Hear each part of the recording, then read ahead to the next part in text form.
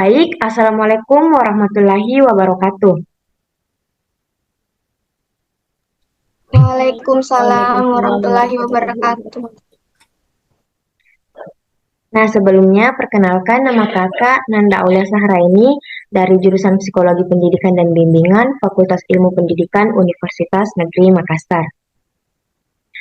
Sebelum kita memulai, eh, sebaiknya kita berdoa dulu. Saya meminta salah satu perwakilan dari kalian untuk memimpin doa.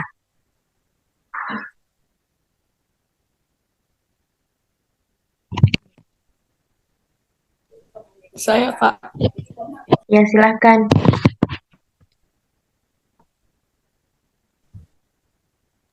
Baik, teman-teman, sebelum kita memulai pelayanan kita kali ini yang akan diberikan oleh Kakak, alangkah baiknya kita berdoa. Berdoa dimulai. Berdoa selesai.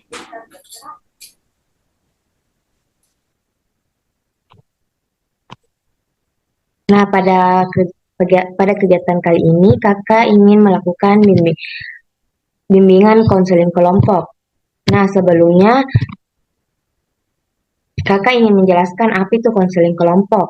Konseling kelompok adalah suatu bentuk layanan atau bantuan oleh seseorang konselor kepada individu yang membutuhkan untuk menyelesaikan masalah yang sedang dihadapi, yang dilaksanakan dalam situasi kelompok dengan melibatkan fungsi saling mempercayai, saling pengertian, saling menerima, dan saling mendukung. Nah, di dalam konseling kelompok terdapat asas-asas yang harus dijalankan oleh setiap peserta konseling. Adapun asas-asas konseling kelompok adalah yang pertama asas kerahasiaan. Segala sesuatu yang dibicarakan klien kepada konselor tidak boleh disampaikan kepada orang lain.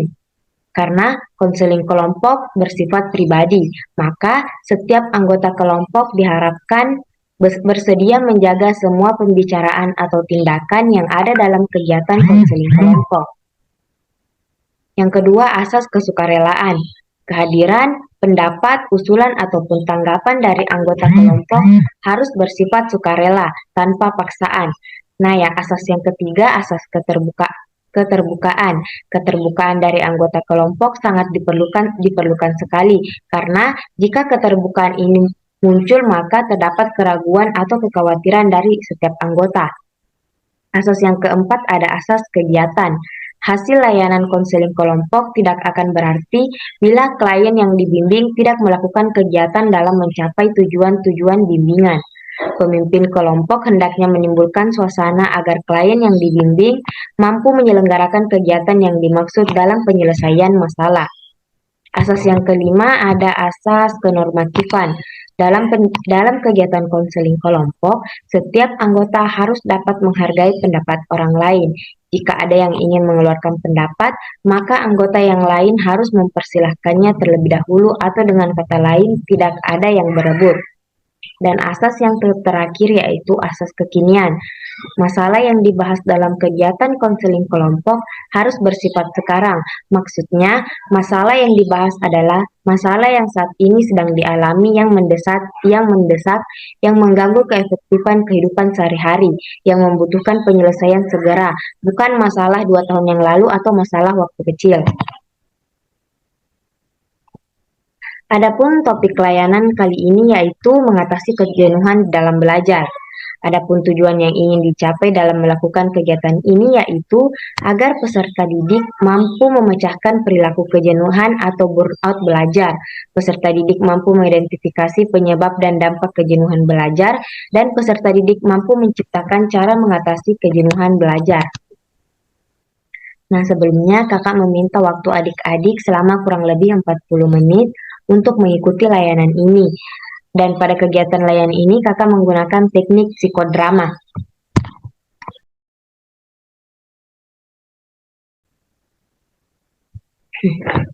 Apakah kalian sudah siap untuk mengikuti bimbingan kelompok kali ini? Iya, Kak. Insya Allah siap, Kak. Baik.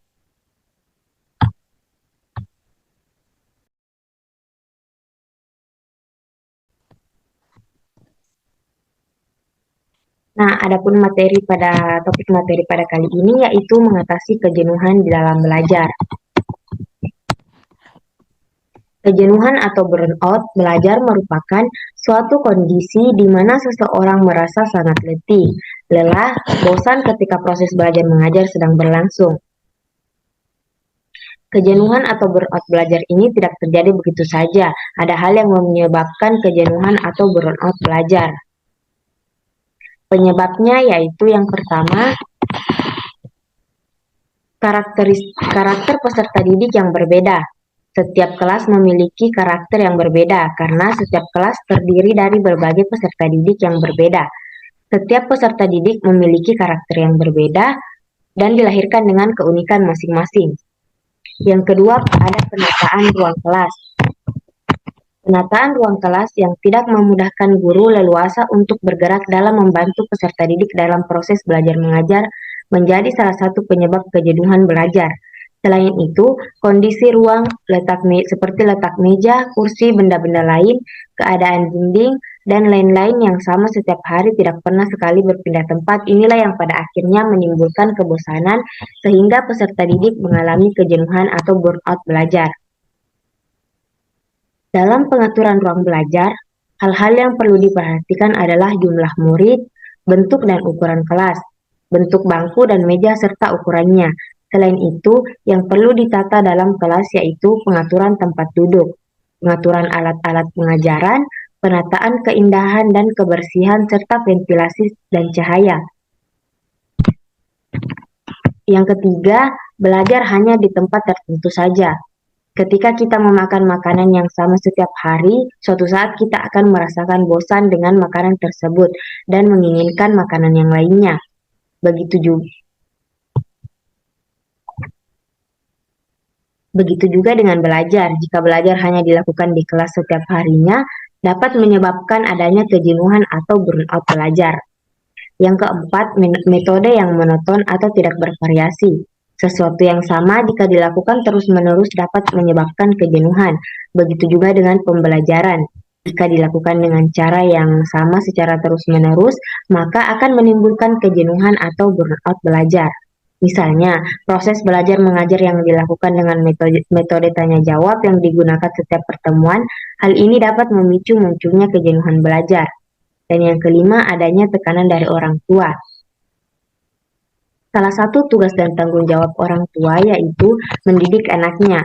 Setiap orang tua selalu menginginkan sesuatu yang terbaik untuk anaknya, termasuk dalam hal menentukan masa depan anak. Orang tua pun menginginkan masa depan yang baik untuk anaknya.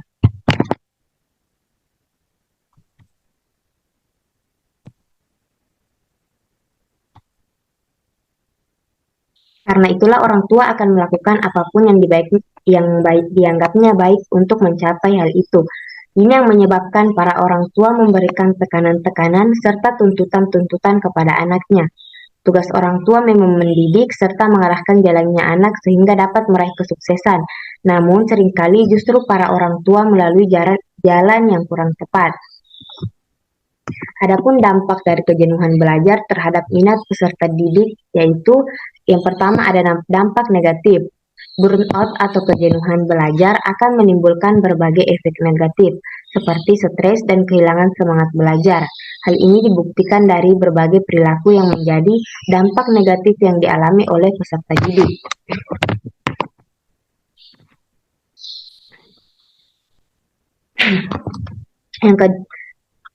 Yang pertama berperilaku untuk menarik perhatian orang lain. Selain seperti berbicara agar ditertawakan oleh teman-temannya, melakukan hal-hal yang konyol, berbicara yang tujuannya bukan untuk menjawab atau menanggapi guru, tapi agar teman-temannya jadi lupa dengan sedang apa yang dipelajari. Yang kedua, bermain handphone. Handphone merupakan alat komunikasi yang telah umum digunakan pelajar terutama di tingkat SMP sederajat. Semakin berkembangnya zaman handphone saat ini dapat digunakan untuk mengakses internet. Banyak manfaat yang bisa didapat dari internet melalui penggunaan handphone, namun banyak juga dampak negatifnya. Beberapa keuntungan yang diberikan internet adalah kemudahan dalam informasi, kemudahan dalam mendukung transaksi dan kegiatan bisnis, serta dukungan terhadap sistem pembelajaran jarak jauh. Sedangkan dampak negatif yang mungkin ditimbulkan yaitu internet jauh lebih banyak. Yang ketiga, mengantuk dan tidur saat di kelas. Ketika peserta didik merasa kelelahan yang dialami oleh fisik akibat kurang istirahat atau disebabkan asupan makanan makin berkurang dan porsi tidur yang kurang. Selain itu, ketika kejenuhan mulai menghampiri peserta didik akan menjadi tidak bergairah, mengantuk, dan bahkan bisa tidur di kelas pada saat pembelajaran sedang berlangsung. Yang keempat, mencoret-coret kertas. Budaya yang sangat mengganggu proses pentransferan ilmu kepada peserta didik adalah mencoret-coret. Coret-coret bisa dilakukan pada bangku, kursi, dan yang paling sering dilakukan adalah coret-coret pada secarcik kertas atau pada buku pelajaran yang sedang berlangsung. Dan yang kelima, sering minta izin keluar atau ke kamar mandi. Suasana kelas yang kurang menyenangkan kadang membuat peserta didik merasa jenuh belajar di dalam ruangan. Hal ini dilakukan peserta didik untuk mengusir rasa bosan mereka, salah satunya yaitu dengan izin keluar ruangan atau ke kamar mandi. Nah, adapun dampak positif dari kejenuhan belajar, yaitu membuat peserta didik semakin mahir beribadah. Hal ini karena secara tidak langsung, sedikit demi sedikit belajar menjadi yang terbaik, serta menjadi yang terbaik bagi peserta didik yang belum mengerti melalui adanya pembiasaan dan juga akan menjadi mengerti. Semakin mahirnya peserta didik dalam hal tertentu terlihat dari perubahan peserta didik yang semakin hari semakin disiplin serta berlomba-lomba menunjukkan yang terbaik yang bisa dilakukan oleh peserta didik.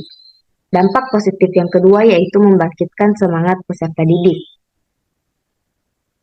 Jika peserta didik telah sampai pada titik jenuh dan telah menemukan solusi untuk mengatasi kejenuhan tersebut, maka perlahan-lahan semangat peserta didik akan bangkit kembali.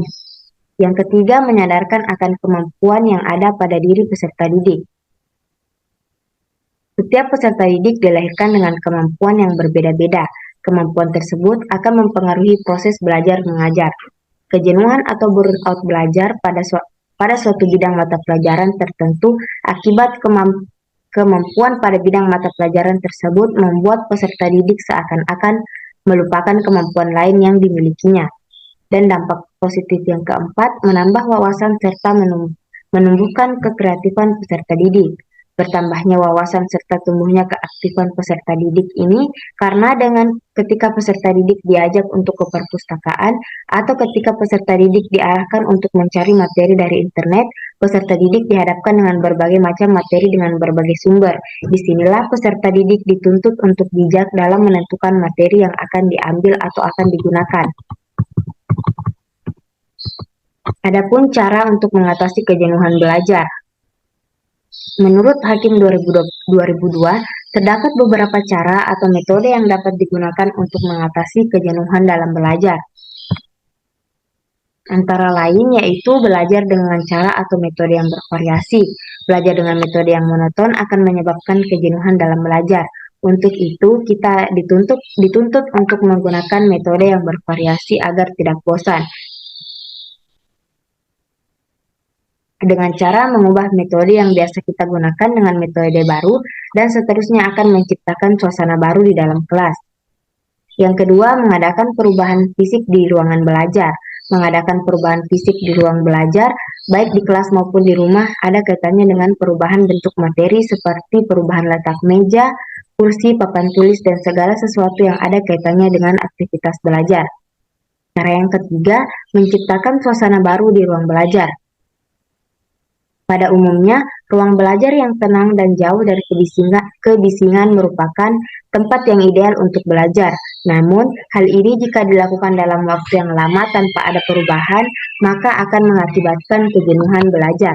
Oleh sebab itu, diciptakan suasana baru di ruang belajar. Semisal, belajar sambil mendengarkan musik instrumental yang berirama tenang atau musik kesukaan. Cara yang keempat, melakukan aktivitas rekreasi dan hiburan. Belajar adalah salah satu kegiatan mental yang sangat melelahkan dan sangat menyita banyak energi. Kelelahan yang berlarut-larut akan mengakibatkan kejenuhan.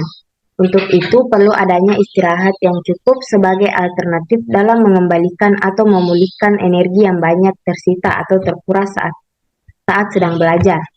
Dan cara yang kelima yaitu menghindari adanya ketegangan mental saat belajar. Ketegangan mental akan membuat aktivitas belajar akan terasa jauh lebih berat dan melelahkan, dan berujung pada kejenuhan belajar. Ketegangan mental dapat dihindari dengan jalan belajar santai, artinya belajar dengan sikap rileks dan terbebas dari ketegangan.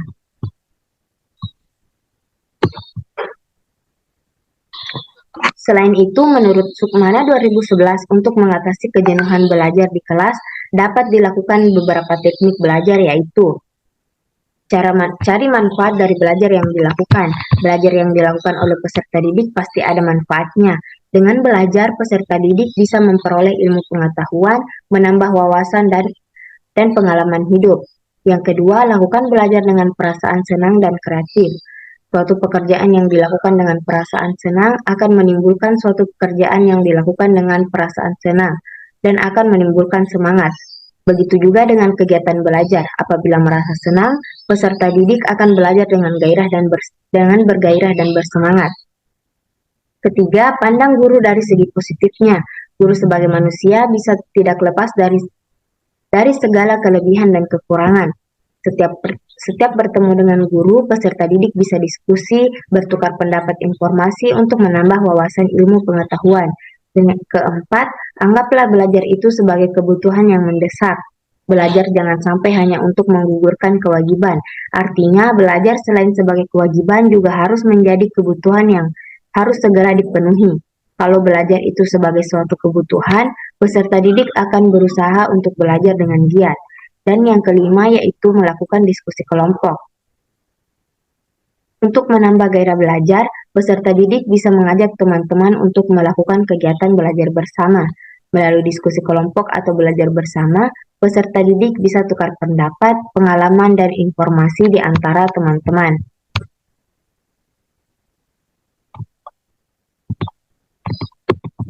Nah, itulah tadi materi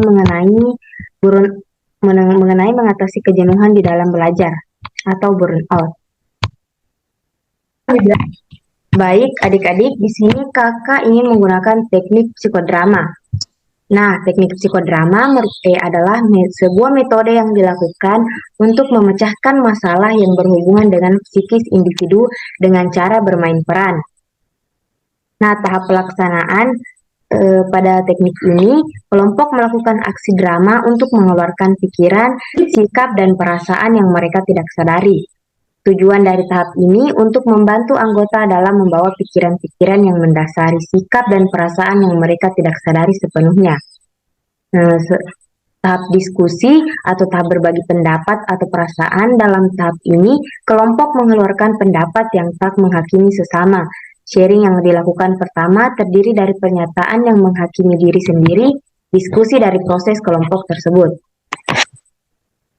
Nah, kakak ingin membagikan peran kepada kalian.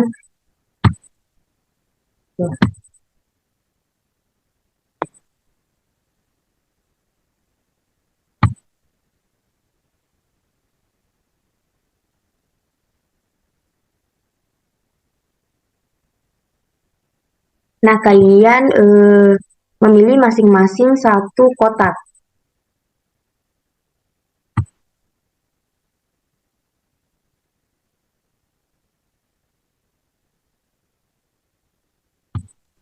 Langsung dipilih, Kak. Saya merah, Kak. Kuning, Kak. Fani merah, Ila ungu, Saya biru, Kak. Ila biru, Suarni hitam coklat kayak Saya ungu, Kak. hitam. Suarni hitam, Matia ungu. Ila ungu, Sembarang nih, Pak. Pink. pink. Iya, pink berarti sisa tadi kuning, hijau kan?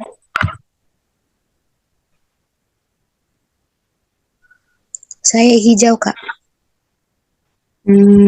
Sisa hijau jadi sisa warna apa tadi?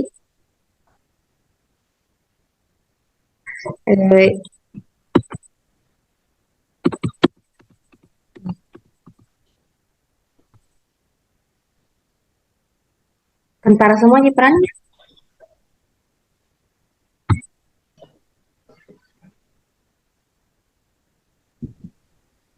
Lihat juga.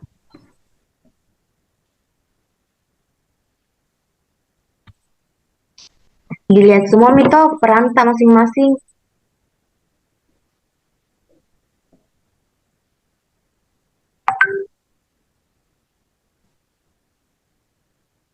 Siapa tadi yang merah? Saya. Nanda. Yang hijau? Bisa. Biru? Saya. Kak. Saya. Siapa biru? Saskia, Kak. Kalau ungu Ila. Iya, Kak. Kuning?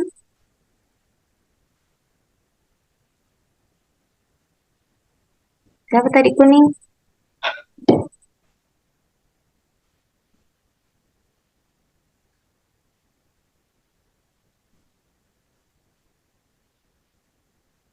Siapa yang belum ada bagiannya?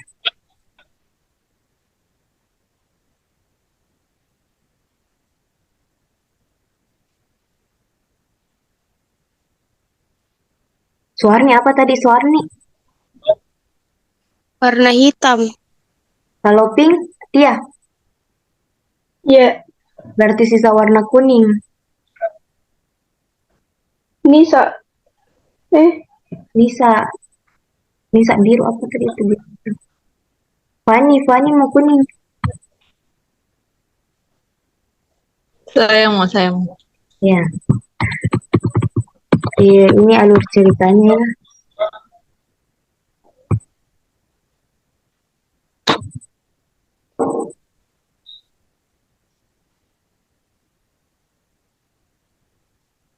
Kakak beri waktu untuk memahami alur dari cerita ini.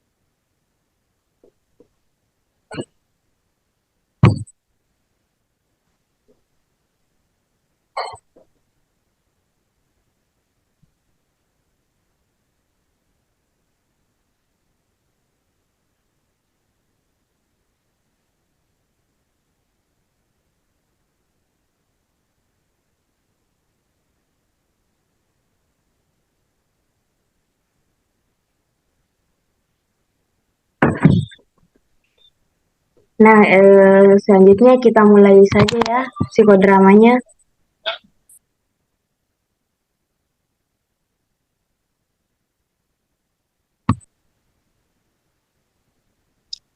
Baik anak-anak, untuk minggu ini Ibu akan memberikan tugas yang dimana tugasnya itu kerjakan soal-soal yang ada di buku paket 45 sampai 46. Akan dikumpulkan besok paling lambat pukul 12 malam. Jangan lupa dikerjakan ya. Iya, Bu.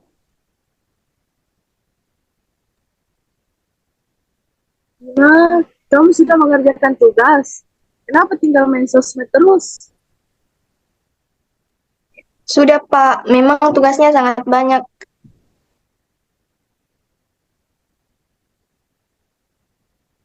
Ini ada lagi besok baru Imam mau kerja. Kok besok? Itu tugasnya terakhir dikumpul besok kan? Katanya ibu guru di grup orang tua.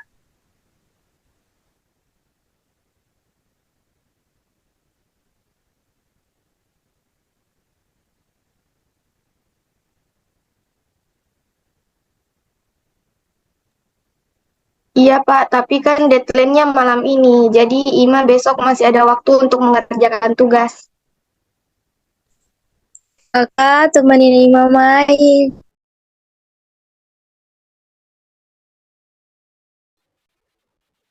Kalau ada tugas itu langsung dikerja biar cepat selesai, jangan ditunda-tunda.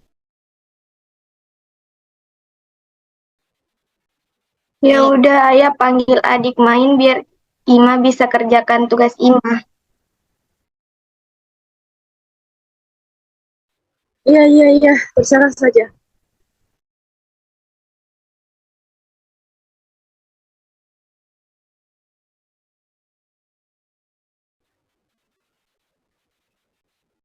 Halo Gina, Assalamualaikum. Waalaikumsalam Ina. Ima, Apa kabar Gina? Alhamdulillah baik Ima. Kalau kamu gimana? Lagi jenuh nih kebanyakan tugas. Iya sih benar, banyak banget tugas. Iya, mana tugas yang kemarin belum selesai. Adik aku juga rewel banget minta ditemenin main mulu, jadi aku tambah jenuh. Oh gitu ya. Mungkin kalau kamu lagi banyak tugas, kita disediakan tugas yang deadline-nya lebih cepat. Dan misal, kalau sudah capek atau bosan, kamu bisa melakukan hobi kamu atau kegiatan yang kamu suka. Misalnya menonton drakor. Dan jangan lupa kamu harus jaga kesehatan kamu. Oke deh Gina, terima kasih ya sarannya.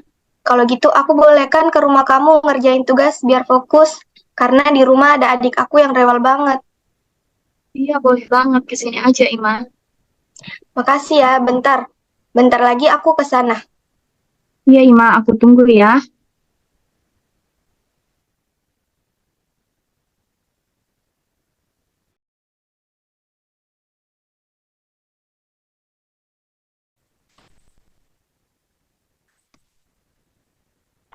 Nah, itulah tadi psikodrama yang telah dilakukan oleh adik-adik. Eh, nah, tadi kan ada observer yang mengamati jalannya psikodrama. Silahkan observer mengemukakan hasil dari pengamatannya.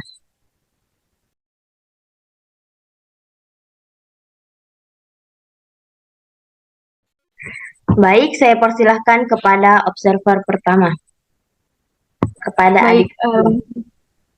langsung saja. Jadi menurut saya, Bu, psikodramanya tadi seru sekali ya, di mana gurunya di sini terlalu banyak memberikan tugas kepada murid-muridnya. Acting teman-teman tadi juga sudah bagus, semuanya mendalami peran, terutama Adik. teman saya Saskia Kurnia ini sangat mendalami sekali peran sebagai seorang ayah. Jadi menurut saya itu tadi pandangan saya dari drama yang sudah teman-teman tampilkan. Terima kasih. Nah, selanjutnya saya persilahkan kepada observer kedua.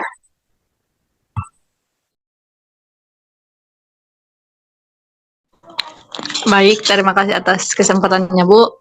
Jadi menurut saya itu dari drama yang psikodrama yang teman-teman bawakan tadi itu sudah bagus karena teman-teman dapat menangkap dalam beberapa menit alur cerita yang diberikan oleh guru dan di sini teman-teman ditekankan untuk menghafal dan memahami peran-peran yang teman-teman pilih. Mungkin itu saja dari saya, Bu. Saya kembalikan ke Ibu. Terima kasih. Nah, terima kasih kepada observer dan teman-teman yang sudah membawakan perannya masing-masing. Nah, selanjutnya Ibu mau bertanya. Tadi kan kita sudah melakukan teknik psikodrama. Kalau dari pendapat teman-teman, hal-hal apa saja yang membuat Ima merasakan burnout belajar? Ada yang ingin berpendapat?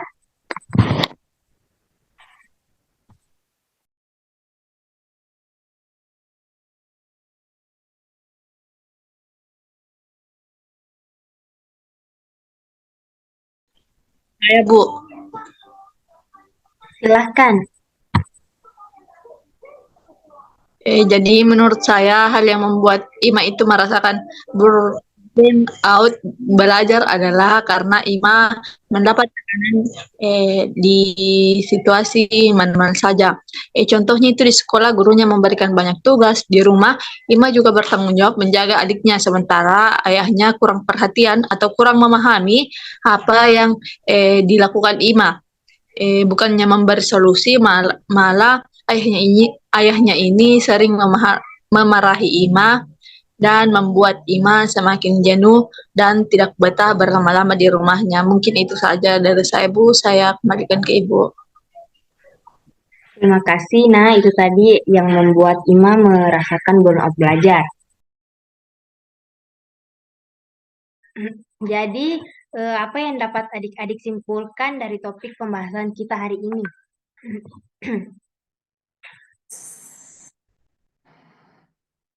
Saya, Kak. Ya, silakan. Baik, jadi yang dapat saya simpulkan dari topik kita pada kali ini yaitu burnout merupakan kondisi di mana seseorang merasa tertekan, stres, dan sehingga menimbulkan gejala marah-marah. Dan cara mengatasi burnout seperti melakukan hal-hal yang disukai dan mencicil sedikit demi sedikit tugas yang diberikan. Mungkin itu saja, Kak, yang dapat saya simpulkan. Baik, terima kasih. Nah, itulah tadi teknik psikodrama yang telah dilakukan oleh adik-adik.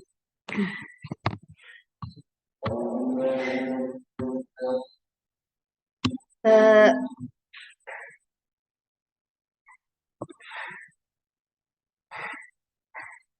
Bagaimana perasaan adik-adik telah mengikuti teknik psikodrama? Seru, Kak. Seru.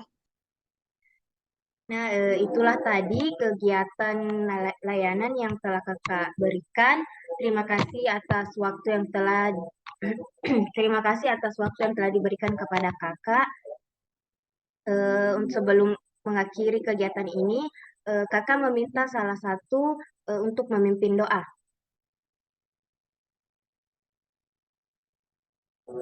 Saya, Kak. Silakan.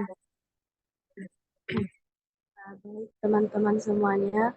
Nah, sebelum kita mengakhiri kegiatan dari kakak ini, ada lebih baiknya kita berdoa sesuai dengan yang kita kasih. Doa dimulai. Doa selesai.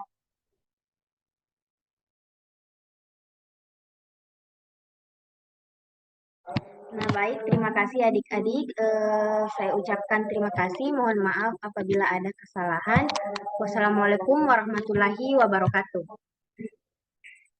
Waalaikumsalam warahmatullahi wabarakatuh. Waalaikumsalam warahmatullahi wabarakatuh.